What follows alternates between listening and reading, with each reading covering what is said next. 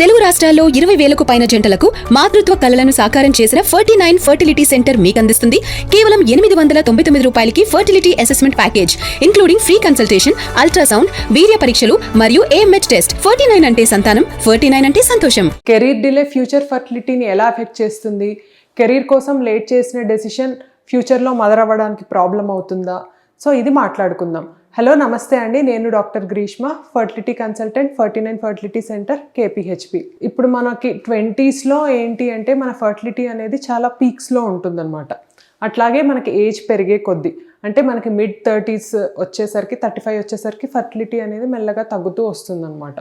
So fertility అనేది తగ్గుతూ వస్తుంది సరే, అంటే ఎగ్ క్వాలిటీ ఎఫెక్ట్ అవ్వడము, మనకి అంటే కొంచెం ఎట్ రిస్క్లో ఉన్న బేబీస్ కొంచెం పుట్టడం అనేది కొంచెం 10% ఎక్కువగా కనిపిస్తుంది ఆల్మోస్ట్. అంటే మనం 20sలో తీసుకుంటే మనకు 35 అట్లా ప్లాన్ చేసుకున్నట్టయితే ప్రెగ్నెన్సీ. ఇంకా ఏమవ్వచ్చు అంటే మనం ఇంకా డిలే చేయడం ద్వారా అంటే మన లైఫ్ స్టైల్ చేంజెస్ వీటన్నిటి వల్ల అంటే మనకి లేట్ నైట్ షిఫ్ట్స్ ఉన్నా కూడా స్ట్రెస్ పెరగడం వల్ల, స్లీప్ అనేది తగ్గడం వల్ల ఇవన్నీ కూడా మనకి ఫర్టిలిటీని తగ్గిస్తాయి అన్నమాట. నెక్స్ట్ వచ్చేసి ఇంకా కొన్ని సైలెంట్ ఫర్టిలిటీ కిల్లర్స్ అనమాట. అంటే PCOS కానీ, వెయిట్ గెయిన్ కానీ, థైరాయిడ్ ఇష్యూస్ కానీ మనం ఫర్టిలిటీ ప్లాన్ చేసుకున్నప్పుడు బయటపడవచ్చు. మళ్ళీ ఇవి మనము అంటే ఇవి కంట్రోల్లో పెట్టుకొని ఫర్టిలిటీని ప్లాన్ చేసుకునేటప్పుడు మనకి ఇంకా కూడా మనకి టైం పీరియడ్ అనేది ఇట్లా డిలే అవుతుందన్నమాట.